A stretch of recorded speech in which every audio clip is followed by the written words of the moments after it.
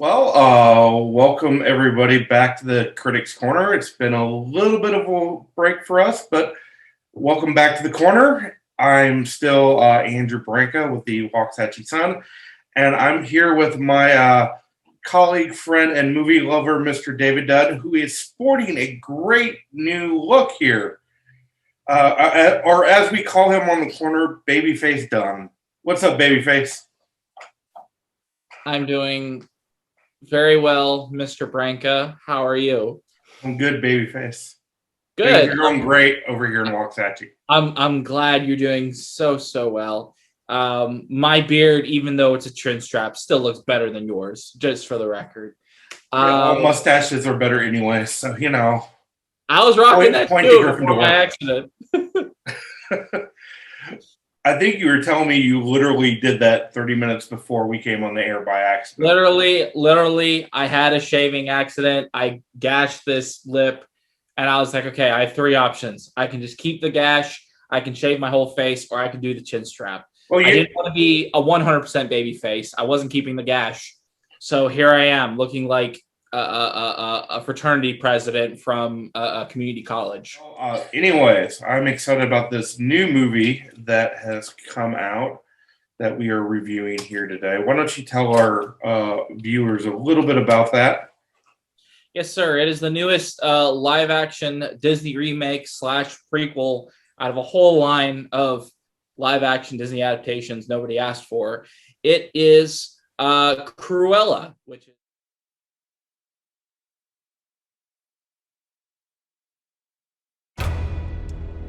From the very beginning, I realized I saw the world differently than everyone else.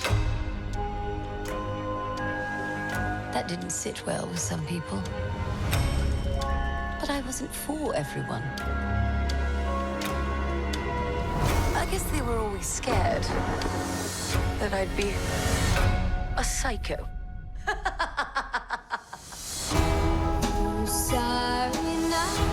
But a new day brings new opportunities. And I was ready to make a statement.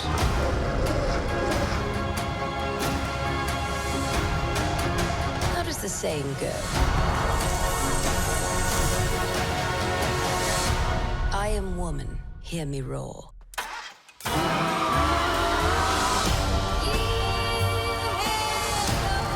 I'm just getting started, darling.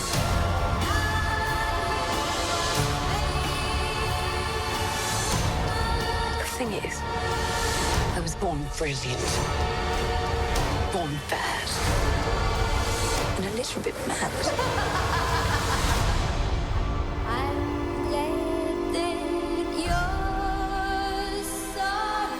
I'm Cruella.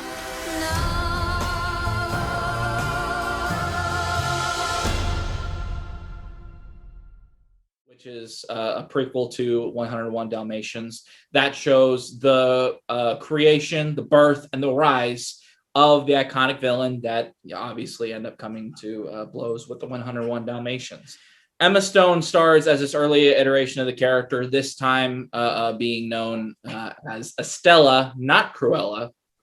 And then in a intriguing little revenge plot, she comes into conflict with this, kind of antagonistic fashion designer played by Emma Thompson. She ends up adopting the pseudonym of Cruella, and the movie shows how she kind of goes through those changes and those transformations into becoming the character that we recognize in the later 101 Dalmatians film.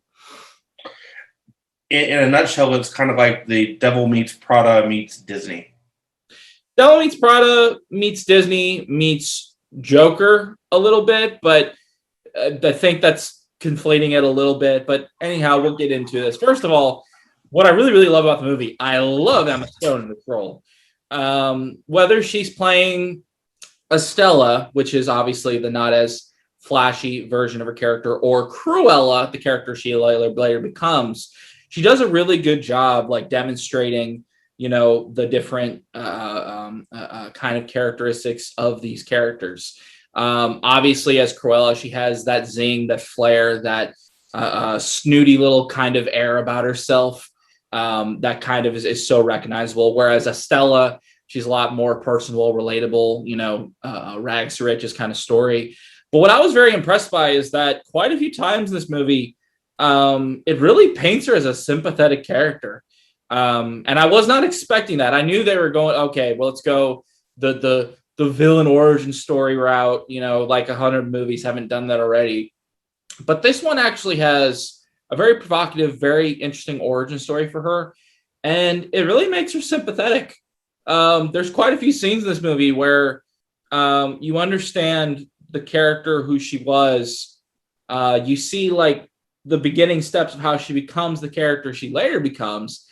And you're like, oh, that's why she acts the way she acts in the later movies. And it humanizes her in a very, very strong way. And I was very appreciative of both the movie's handling of that character and Emma Stone's portrayal. They were both very, very well done.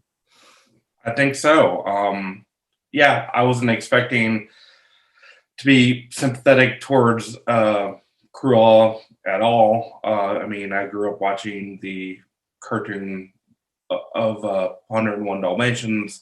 I read the novel when I was in elementary school, and Cruella is just this really nasty, kind of over the top villain, kind of almost Dr. Evil-ish type of bizarre character kind of deal. And in this one, it definitely paints her in a different light, takes her from that cartoony-ish character to reality, and puts it in a way that is relatable to the audience, and you can kind of connect with what she's going through and her feelings and her emotions and just the different experiences she's had in her life, because everybody's experienced heartache and pain and death and just a large gamut of things. And so I think that makes it very relatable to her, to the audience. And it definitely connected with me. I'm sure it probably connected with you to a degree. And out of the live action movies that Disney has seemed to be like on the binge here lately of doing, basically recycling everything they did either in the 80s, 90s, or a lot earlier. This is actually probably the best one that they've done. I don't know if I'd say it's the best. Like, personally, some of my favorite live action Disney remakes have been Christopher Robin, as well as The Jungle Book, because they've brought very, original. Yes. Okay. Would it be safer to say in the top 5? Yeah, I would say Cruella is definitely one of the better. Because I was definitely pleased by Aladdin. I really liked that personally. Yeah, I definitely think Cruella is one of the better live action Disney remakes. And what I really, really appreciate about this movie is that it is not a 101 Dalmatians movie repackaged. It's not like trying to be a 101 Dalmatians prequel, even though there are definitely prequel elements to it. It is genuinely a Cruella movie. This is Cruella's show. This is Cruella's scene. This is her just expressing herself vividly and fashionably out there. And it has all of the flair, all of the fashionista, ego, punk rock kind of vibes. And it's just so infectious. I really love the dynamic between herself and Emma Thompson. We characterized it earlier by saying it's kind of like Devil Wears Prada. And it absolutely is. It's a very snooty, sassy,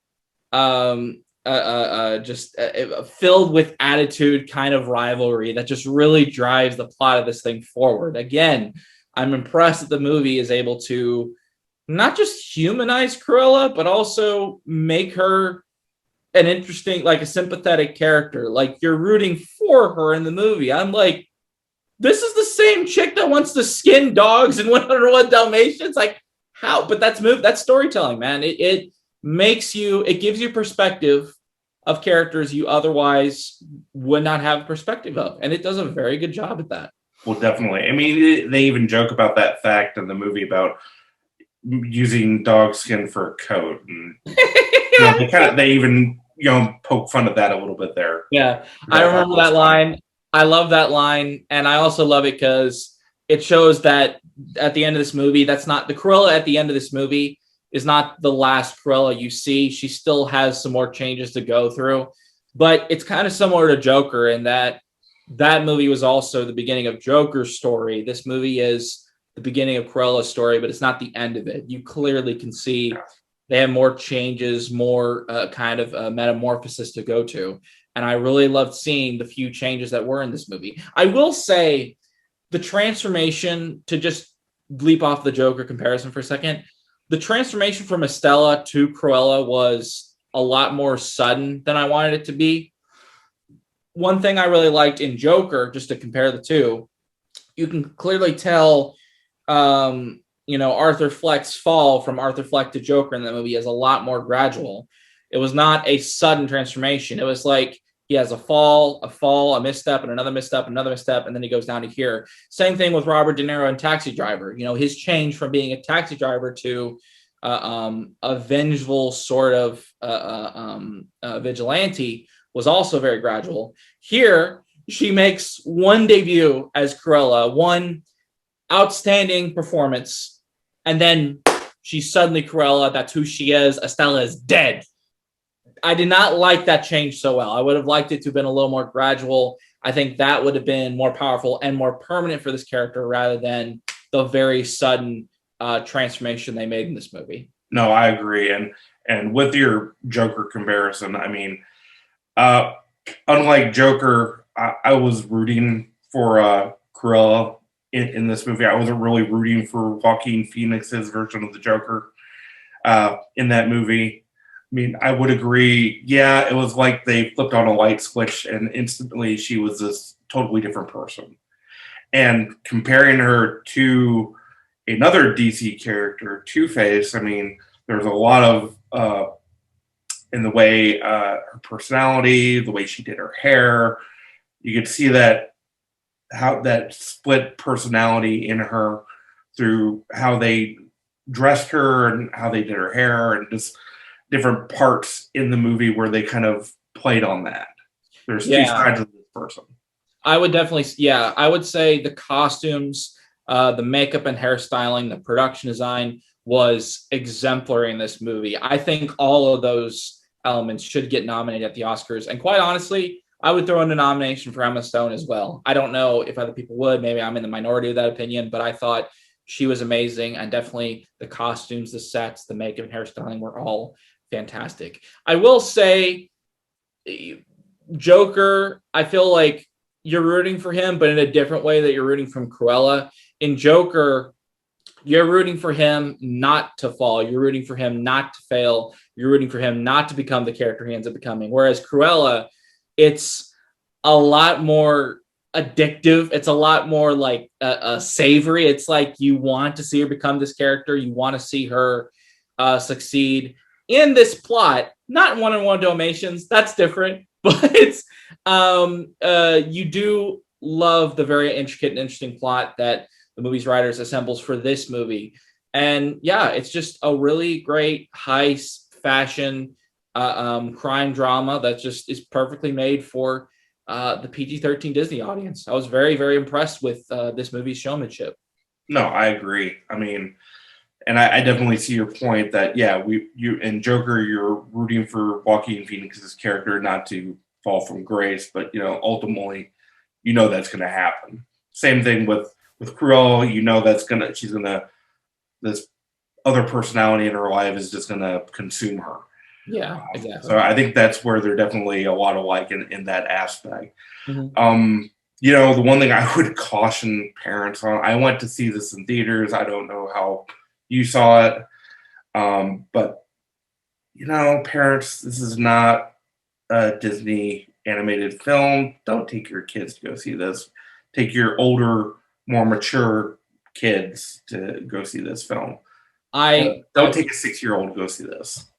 I would definitely echo that sentiment, Andy. And I would even add that, there's a lot of themes in here, even though it's PG-13-esque, it's not like overly disturbing. Some of the themes it deals with are a lot more mature themes, such as death, identity, revenge, it juggles a lot that I don't think. Not even just that it would disturb younger viewers. I don't think they would get it as well as teenage or older viewers would. That being said, was that what they were trying to market to? I don't know. It's Disney. I like to think they try to market to everybody. But yeah, out of caution, I don't think this movie's for everyone. I definitely think this is geared more towards the older Disney viewers, however interested they are. I mean, when I went and saw it in theaters, there was definitely points in the movie where absurdly got annoying, where parents were constantly taking their kids out of the theater and leaving because they just probably read, oh, it's Disney, I can just sit them in front of this and they'll be okay. No, don't do that. I wouldn't even take my nephew to go see a Pirates of the Caribbean movie because of the themes in it, and that's another Disney production there. It's the same people that take their kids to go see Deadpool because they're like, oh, it's a superhero movie. It's appropriate for kids. Granted, Cruella is not Deadpool. Don't want to misconstrue that. Cruella is not rated R. Be careful what you take your kids to see is the point. Yeah, that's what we're driving home here. The other part of this film, it did have its serious note, but it did have a good balance with the humor, with the two, I guess, how would you put them, like henchmen, I guess they later become, or I guess were two cohorts in crime that she grifts with on the streets of London. Joe Fry as Jasper was really good. Paul Walter Hauser as Horace.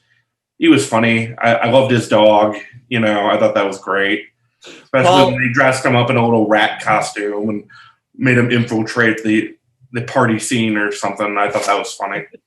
I love those characters too. I do love both of them, although I think Paul Walter Hauser stole the show a little bit.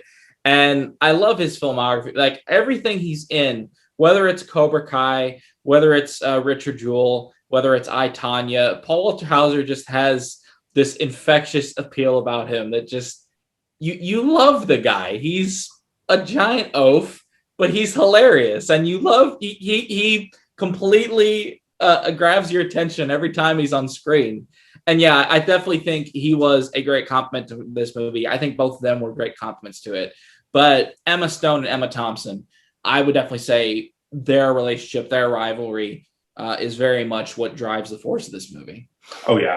And I think if you didn't have that comedic element to it, I think it still would have been good, but it would have lost a lot of its appeal. It would just been another dark origin story amongst a lot of other dark origin stories that are out there. Yeah.